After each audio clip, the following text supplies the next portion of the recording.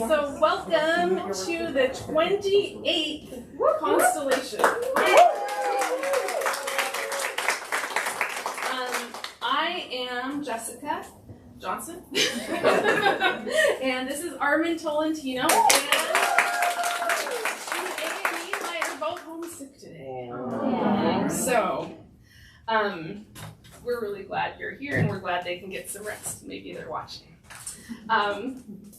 So yes, we are so happy to bring together these three readers, Olufunke, Grace Bankole, Justin Hocking, and JP Perrine.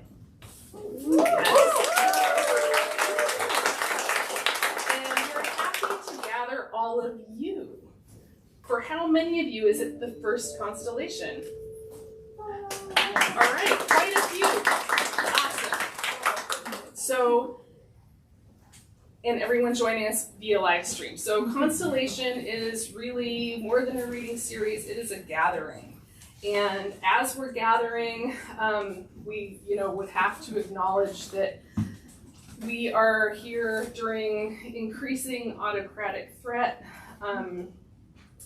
genocide in Palestine, Sudan, and Congo, and we're here on the unceded lands of the Multnomah, Kaplammet, Clackamas, Tumwater, and Watlala Cascade bands of the Chinook, as well as the Tualatin Kalapuya, and many other recognized and unrecognized indigenous nations of the Columbia River. This is a place where we would like to acknowledge our responsibility to work in material ways toward the end of genocide and toward land back. We stand firmly against anti-Blackness and recognize that police violence and all white supremacist violence must be named and opposed, though quite a job it is being to do that right now. We stand with immigrants against whom the current federal administration is carrying out horrifying acts of violence, imprisonment, and erasure. These forms of violence, along with transphobic violence being legislated across the United States, endanger the lives of so many in our communities, especially trans, queer, gender nonconforming, and non-binary people. And so as we begin our event, we wish to underscore that none of us are free until all of us are free. And that all anti-racist, liberationist, and anti-colonial struggles are intertwined. And we acknowledge the Radius of Arab American Writers for the statement that we've adapted. And we're here to make good use of this time and to remember that we have each other. We want to thank Lance Cleland of Tin House and Melissa Amstutz of Bishop and Wild and Riley for being here tonight. Without them, we would not have this space. And thanks to each of you for honoring our COVID policy, which is masks downstairs in this area, and there's a mask optional space upstairs where we gather afterward. So thank you for looking out for each other and keeping each other safe. You might be here because you know one of the readers or one of us, and that's a good reason, but we also just hope you come back. This is fun. We are here on the second Thursday of most months. We take a break in July and December, and sometimes there's a little variation in our schedule. You can follow us on Instagram or sign up for our mailing lists on our website, which is constellationreadingperhaps.org. We can find it though. So without further ado, I'd like to welcome Olufunke Grace Bankole to our stage. So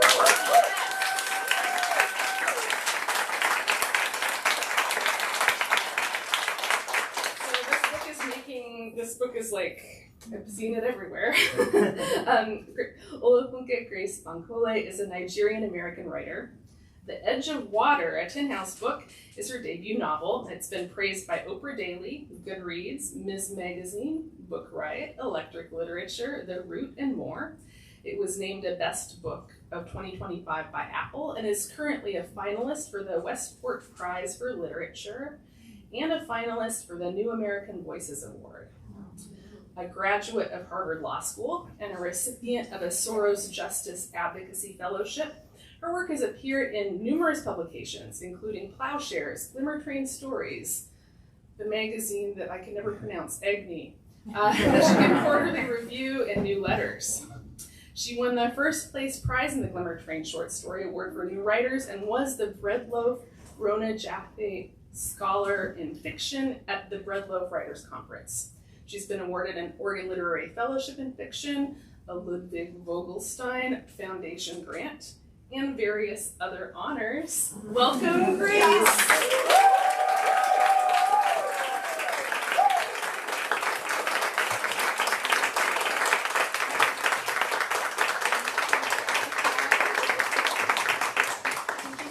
Can you all hear me okay? All right, I had to switch the lighting a little bit because my eyes are getting old, but I'm going to do my best here. Let me just adjust this. Thank you all so much for being here tonight. How's everyone feeling? Yeah. I'm feeling kind of tired, and what I'm starting to realize is that it's a sort of tired that's not going to go away with enough sleep or the right supplements, or just kind of like a soul tired. But I think that we are here tonight with each other is a testament to our will to keep trying to connect and trying to reach into what we need to keep going. So I'm really grateful for that. And I was really excited to be here with you all and to stand here before you. I'm just so honored and so grateful. Thank you for having me. I'm going to read a couple of short excerpts from my debut novel that came out earlier this year. The Edge of Water is a multi-voice, multi-generational novel that's set between Nigeria and New Orleans. And it's a story of, lower this, just, okay, here we go. It's the story of a young woman who defies her culture, Amina, defies her culture, her religion, her family, and fights her way to the city of New Orleans just as a devastating storm is bearing down on the city. In this reading tonight, we are focusing on the character of Joseph. And Joseph is a taxi driver who has lived in New Orleans for a number of years. And like many immigrants, like me, is layered and complex, a complex human being trying to make his way, and who should not have to be perfect to have his humanity. So here we go. Let's get into Joseph. Ianifa, Joseph. Shells in the shape of dreams. Joseph cursed his face in the cab's rearview mirror. A mix of old and new betrayed the convergence of time. Grayed goatee and riverbeds of crow's feet, salt and peppered hair. When he smiled big, dimples sank into his laughing lines. A hint of boyhood lit Joseph's eyes. He had little else to show for his 12 years in the city.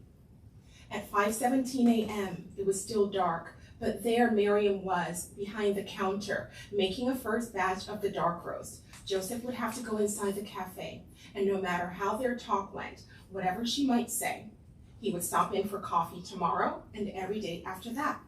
He had no reason to end it, other than he'd lived long enough, 45 years, to know when things just weren't working.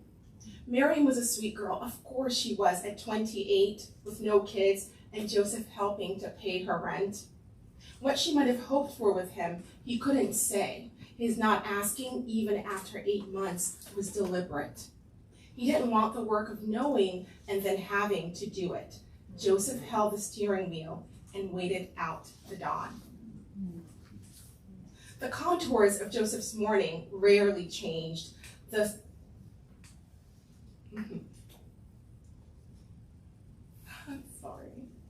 contours of Joseph's morning rarely changed. The routineness of it, the busyness it made in his brain helped him forget all the things he had not yet achieved. Sleep offered sweetness that bittered as soon as he woke. He'd chosen the most grating alarm setting to counter his wishful dreaming. Back pressed against the toilet lid, check. Sink water pooled in his palms, check. A tight smile to check brushed teeth, check. House slippers switched for driving shoes, check. Joseph did these things every single day. This early morning, after the toilet, his teeth, and the slippers, Joseph drove to the cafe in the waning dark. In the rearview mirror, he surrendered to his aging face. What else could he do? He was there for coffee, and if the flow of conversation allowed, to end things with Miriam, finally. Parked outside, he rehearsed the breakup aloud. Not so loud that someone might think he was crazy talking to himself, just enough to ensure his tone was acceptable. The coming of Amina had infused his days with unfamiliar excitement. There could be more to this life than dating Miriam and driving a taxi. What? He didn't yet know. Still, he felt it. And that feeling led him to this morning. A man passed the front of Joseph's car and went into the cafe. Joseph would wait. A breakup wasn't something a stranger should overhear. He popped the glove compartment and flipped through his wallet. He turned back to the cafe. He couldn't believe it. Miriam leaned over the counter and pulled the back of the man's neck toward her.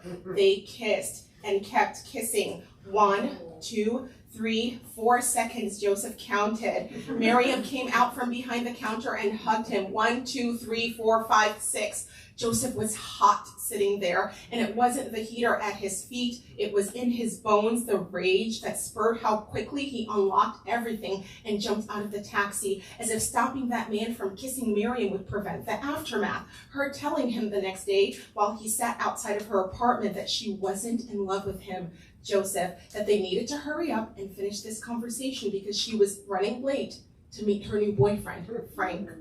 Joseph was already out of his car, arms tight at his sides and frantic about what he might do. He went back to the glove compartment. There, his serrated pocket knife. He walked up the curb to the man's car and began to stab sharp, deep punctures in each tire. Quick, he didn't have the time. He scraped the side of the car's bumper, peeling the paint like pencil shavings. Joseph sat in the taxi, chest heaving, eyes burning. He turned the lights off and slowly pulled away from the curb. Minutes later, just as the sun rose, the officer stopped his cab. So, in this next section, Joseph is on his morning shift and he's driving his taxi, but he doesn't have the proper papers for his taxi. So he's driving without the right credentials. On the morning he was actually pulled over, Joseph hadn't spotted the police car on the side of the road, the abruptness of the lights in the mirrors, the way the streets slowed in motion, the loudness of sirens over everything. All the times Joseph rehearsed the stop in his thoughts, it hadn't been as frightening as this. If he said or did the wrong thing, if he said and did everything he was supposed to do, he could meet his end just the same. He pulled off the road, gripped the top of the steering wheel. His fingers slid from sweat. He held on and pressed down. He prayed to the air. The officer knocked on the window. Joseph was careful. With his left hand, he rolled it down slowly. License? Joseph asked if he could reach for it. The officer said he could. He handed his license to her. Despite the armor of uniform and the confidence of stance, she didn't look older than 20, but there was the gun in its holster within finger's reach. Kunta kinte abracadabra. The officer dipped her head into laughter. How many names you got? Joseph's face went hot. About this too, he'd been warned. The making fun that Americans do of African names, of words unfamiliar, of things they have to stretch their minds and tongues around to comprehend. All of them is a mouthful. You African? Yes. Yeah, she nodded. I knew it. I know an African at my church. From Kenya, I think. You from Kenya? No. Your name sure is a mouthful, though. Joseph nodded. You know why I stopped you? Joseph shook his head. Some knucklehead drove off in a cab after fucking up someone's car. You heard anything about that? No. He watched her face for a hint that she might request the credentials of his taxi. Then he'd have to rifle through the glove compartment. She stared at him a long few seconds. Well, all right then. She held out his license. Thank you, officer. He watched in his side mirror for her to get back inside her car and wouldn't move until she did. Joseph was one of his several names, though just three had made it onto his license. He'd had 6 at birth. The funniness of them, to a white person, he guessed, had been his saving grace. Thank you.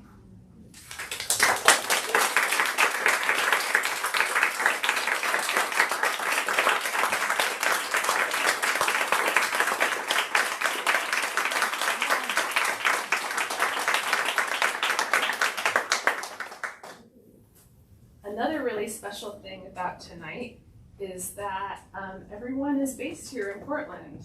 It's like unbelievable, right? That we have the riches here. Thank you. Justin Hocking is our next reader. Yes. You can't clap too much here. Justin Hocking is the author of The Great Floodgates of the Wonder World, a memoir, which won the 2015 Oregon Book Award and was a finalist for the Penn Center USA Award for Nonfiction. In June 2025, Counterpoint Press released his most recent book, A Field Guide to the Subterranean, a memoir. He is the former executive director of the Independent Publishing Resource Center, IPRC, and a recipient of the Willamette Writers Humanitarian Award for his work in writing, publishing, and literary outreach. He currently teaches creative writing in the MFA and BFA programs at Portland State University. Please welcome Justin Hocking.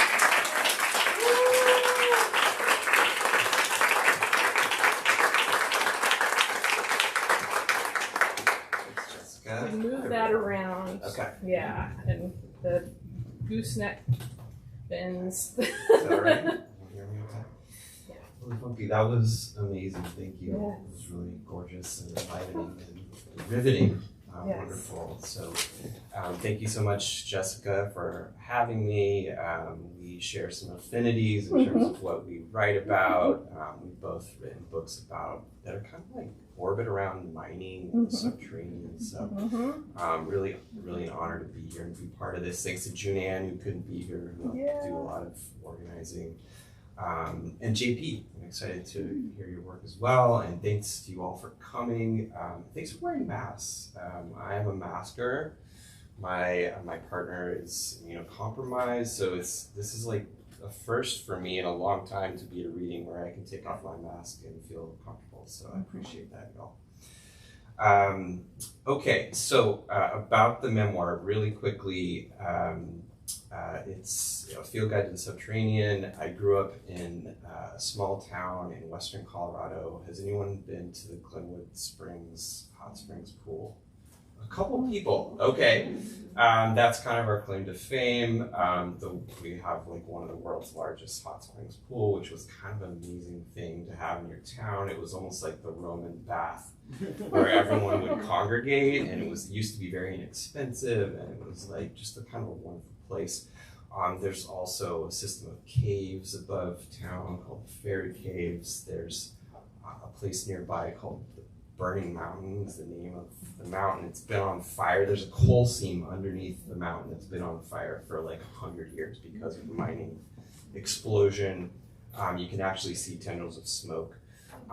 So all these places that held a lot of just like mystery for me, and I was kind of obsessed with them and with the underground. And my dad was a bit of a rock hound, and he used to take me to this gem and mineral store in town that's still there, like 40 years later. I did a reading there this summer. And he bought me this golden guide to gems and minerals, which is the one book that I've held on to for that long, for like 40 years. So that's kind of the context. And then, so I did a lot of like kind of research into, mining history, geology, gems and minerals. And twine that together with the very personal element of the book, which is about some kind of underground, kind of hidden things that were happening in my home life growing up. So I'm going to read just a couple short sections. The first one is called Crystal Cavern. After my parents' divorce in the early 80s, my mother spent a year living in Denver, where she earned her master's degree in nursing. She rented a room from an amiable school teacher, the first fully out lesbian I ever encountered, who showed me that queerness does not equal ridicule or exile as it seemed to back in Glenwood Springs. I felt safe when visiting my mother and her in the city and on the weekends when my mom made the 3-hour drive home. But I spent most of that year at my father's house. He often fell into sour moods during this era of his single parenthood. Alcohol sometimes exacerbated his gruffness. Other times, my own misbehavior and hypersensitivity tested his patience. Then there was his neighbor's house, where the teenage brothers lived, always looming. It never even occurred to me to tell my mother what went on over there, though her vocation involved protecting the vulnerable. One bright, cold Saturday, she drove me to the Denver Museum of Nature and Science to visit the Gems and Minerals exhibit. Colorado was founded on mining, a placard informed us as we entered the space. I remember Tom's Baby, an 8-pound nugget of crystallized gold unearthed near Breckenridge in 1887.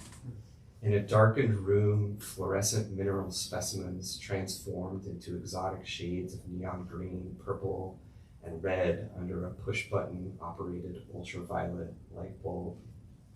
Nearby, encased in a large cubbyhole behind thick glass, an installation called The Grotto contained a fully preserved cavern of crystals imported from Mexico's Naica cave.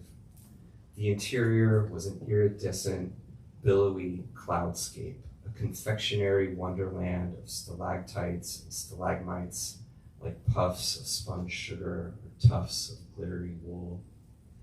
It seemed to go on forever, the cavern growing dark as it curved to the right, creating the illusion of infinite depth. I wanted to crawl inside and curl up in the back corner, make my home inside its soft, scintillating world. I imagined I could live safely in that splendor, the crystals emanating a protective force field, thick glass preventing any unwanted hands from reaching inside. And then I'm just going to read, this is the first section is called Subterranean, and it's all kind of like the childhood material.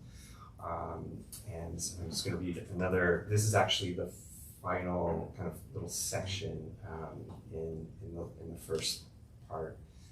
And it's got a very kind of collage quality to it. So this is called Mountain House, age 11. Gabe whispers, "This is the place. We're in the north pasture, tall grass painting our jean legs with damp, morning sun coating the spider silk in bright dots and dashes, the spot where Gabe once spotted a western tanager, where we hope to glimpse another." Gabe kneels down, balances his sketchbook on a dry log, cranes his neck, then bolts upright, binoculars at his face. Without looking away, he reaches for me with his right hand, pulls me over by the shirt, points to a stand of trees. I do as he taught me, follow his finger, scanning for motion and color and contrast until I find the right tree, then drive my binoculars up the trunk's vertical highway before exiting the smaller branches, the leafier side streets where most birds settle. I crimp my neck tuning the magnification with my right index finger until I bring it into focus. My first western tanager, its breast brilliant yellow against dark pine boughs. The face and head printed with vermilion, golden epaulets on black wings above cross-hatched white wing bars, like something you'd see in a pet store or the tropics, flitting above Mr. Rourke in Tattoo in an episode of Fantasy Island, anywhere but a horse pasture in western Colorado. As the Golden Guide indicates, it is indeed a tropical bird that migrates north to breed in spring and summer. With a tanager in sight, my binoculars are reverse headlamps, shining inward through my eyes and arteries and bones, down into the cavern of my small body, a brief burst of equatorial light touching bottom in my overgrown well of secrets. At the same time, these field glasses are prismatic conveyances, lifting me free from gravity's suck, momentarily transporting me skyward. From the Golden Guide entry on tanagers, males often sing from the topmost branch.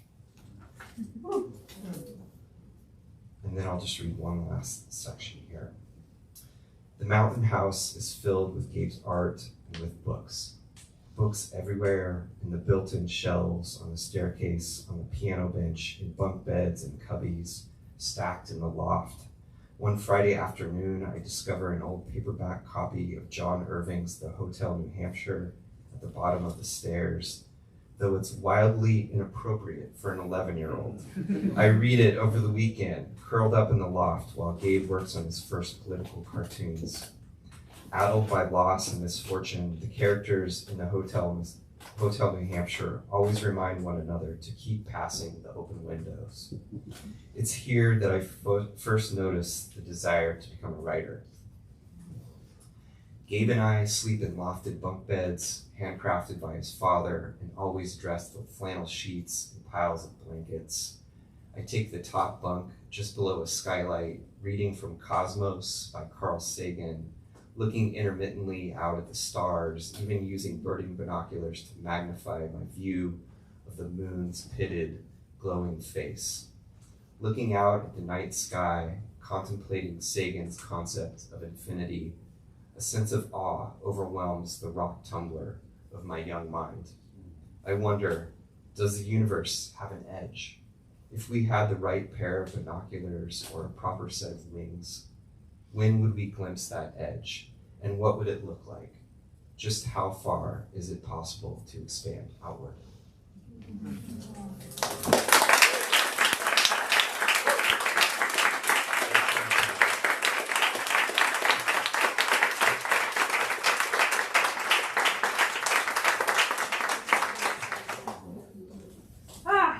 Okay.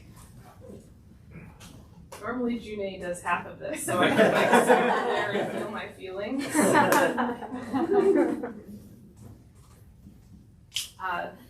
Our third and final reader tonight, the poet, J.P. Perrine, is the author of 5 award-winning books of poetry. Beautiful Outlaw, Again, The Body is No Machine, In the Human Zoo, and No Confession, No Mass. Their other recent work appears in Best Small Fictions, A Mouth Holds Many Things, a Buchanan Hybrid Lit Collection, and Cascadia Field Guide, Art, Ecology, and Poetry. A 2-time winner of Arts and Culture Diversity and Inclusion Awards from the Asian American Journalists Association, Perrine lives in Portland, where they co-host Insight, Queer Writers Read series, perform stand-up comedy, and work as the Equity and Racial Justice Program Manager for Metro Parks and Nature. Welcome, JP.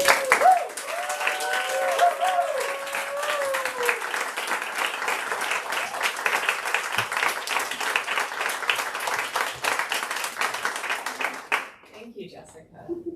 Thanks so much to Constellation. I've been here so many times to celebrate and bask in other people's work, so it's really a joy to be here as a reader. And thanks to Grace and Justin too. I've admired both of your work for quite a while, and It's really lovely to read with you.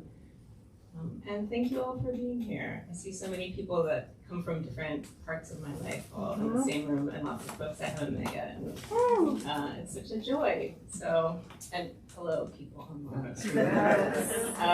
So I'm going to read a couple of poems from my newest book, Beautiful Outlaw. And I want to start by talking a little bit about the Beautiful Outlaw form. So it's a poetic form, just like a sonnet or a haiku, except way more bizarre. It was introduced to me in mid-2020 by this poet, Miller Oberman. And it was something that really unlocked a lot of doors for me, because at the time I was, as probably many of you were in 2020, at home alone quite often, sitting with isolation and many of, like, a variation on the kinds of things that Jessica talked about at the top of the reading.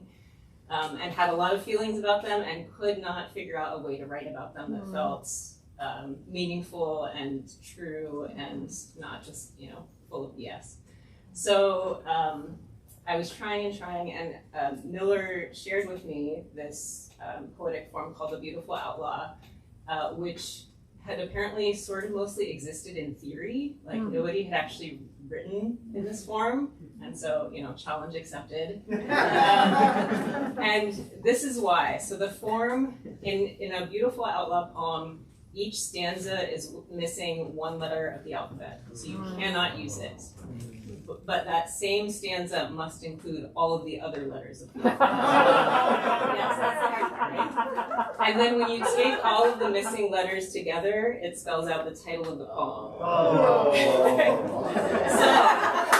So, fortunately, I had a lot of time on my hands. And so I started writing these poems about things that it's a form that, there's something that's missing in the poem, the word that's named in the title. And so I started writing about all the things that I wish did not exist. So I wrote a Beautiful Outlaw about guns, and one about xenophobia, and one about isolation. So I'm going to read a couple of these to you. And I think the first one I'm going to read is, Rage.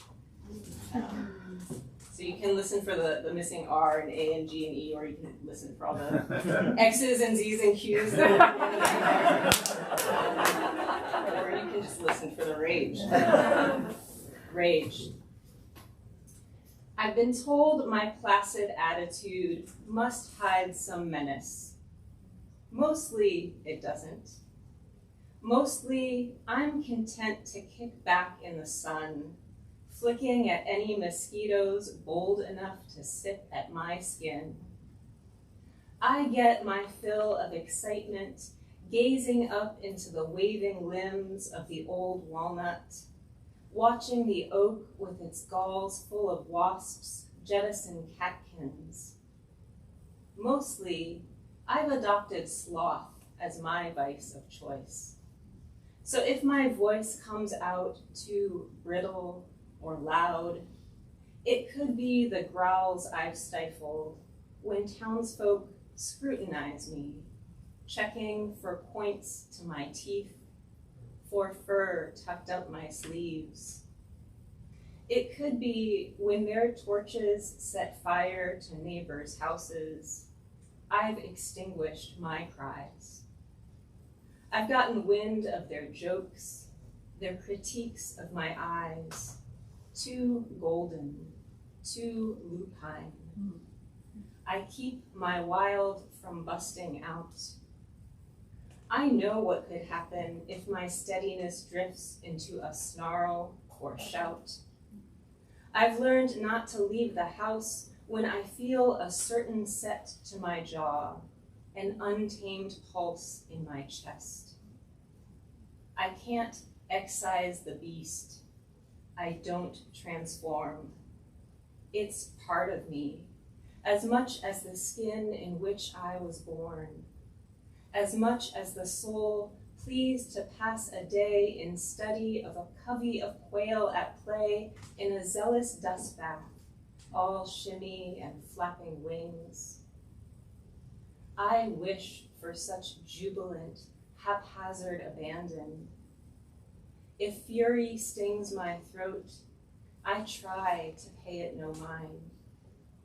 My kind was taught to wait out pitchforks and plots that paint us as villains.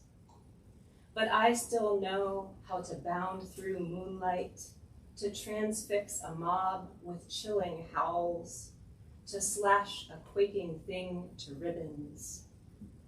I'll gut what I must to go on living.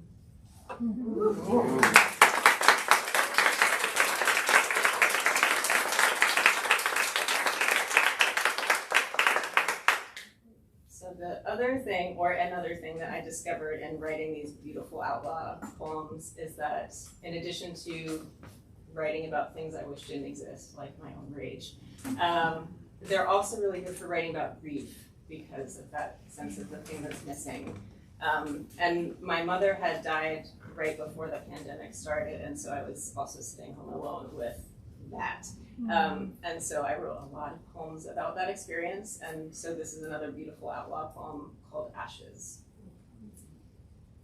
I keep my mother on the shelf. The urn fits my fingers, though I never pull it down. When I received it, how weightless it felt. No different in size or heft from my bottle of pills. 30 white discs settled to its bottom, so much volume unoccupied. In her vessel, does she reside only in the tiniest line of dust, the rest just emptiness stretched over her? I refuse to let my curiosity be piqued. I've never peered inside, not once, through the 16 months it's posed on that ledge, brazen, coaxing me to lift the lid, to find her reduced to grit. I've got only a token bit of her in that jar. The balance remained with her boyfriend, who tipped it over the bow of a borrowed boat. I don't know where my mother would have wanted to go to while away her afterlife, if floating, then fading into the ocean would have been her choice. What could I know? We avoided each other for a decade, then 2, then 3. We never quarreled or spat cruel names or sat at a table in civil silence. We simply existed on our distant, separate coasts. Now, we're so close. Fragments I could cradle, could carry around all day, instead stay encased in black lacquer, cloaked in a Baroque display of swirling gold vines. If I were bolder, I'd keep some powder exposed in clear glass, as I would keep azaleas in a vase, a final trace of perfume in a vial, jasmine tea forgotten in its pot, left to molder. I would inspect its contents for chips, for shards, for a hint of what's had its hooks in my throat. But I don't want to hold this handful of char, don't want to follow my shrink's instructions to conduct a ritual, to mix it with dirt to nourish a sapling, or sow it across my yard for foraging juncos to find. I don't want to touch it to my lips, to sniff for a whiff of what's past. I want a vigil, watchful nights of brushing hair back to cloak a zigzag of scars, of tracking a soliloquy of dark moans to its origin in her cluttered heart. I want to hunt down that juncture where we grew apart, her life branching from mine. I'd pull free the axe that cleaved the tough bark of our bond, grind that blade keen enough to hack at my ache, pulverize it to a fine particulate. I want to quit, even for a minute, imagining we embraced at the end, unhurried, my face buried in her only body. I want to forget how every day took her farther from me, how even now they take.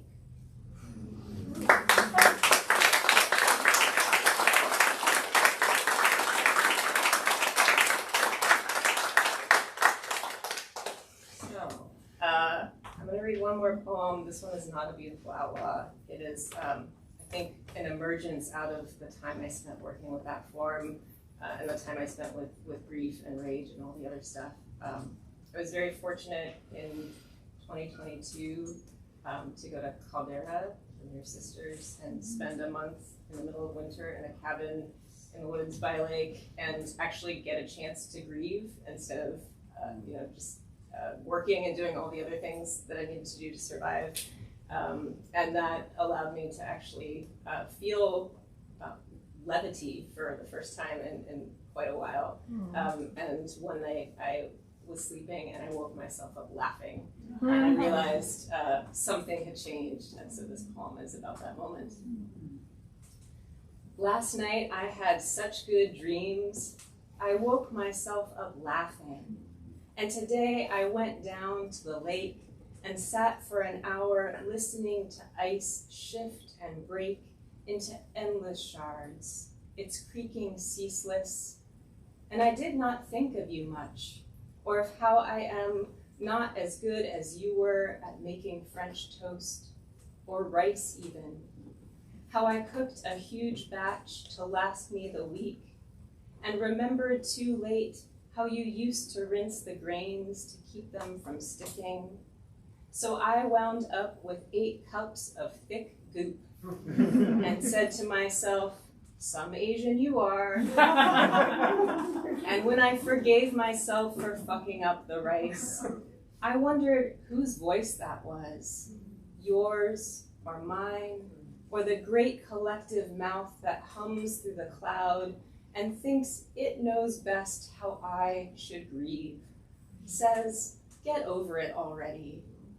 And just for a while this evening, after I came back from that vast expanse of water, those brittle crystals splintering and coming to rest on the shore, I thought I had gotten over it, or you, as I gazed up at the full moon rising through the trees and wondered how another month had passed. And I said out loud to that satellite, that desolate rock that does nothing but orbit and reflect light and drive the tides, I said, look how far I have come. I am still here. I have survived the worst of it. I woke up laughing last night. When was the last time that happened? And when the moon answered back with its wild silence, I realized too late I was never talking to the moon at all, that when I speak to an empty place, I am always speaking to you. Thank you.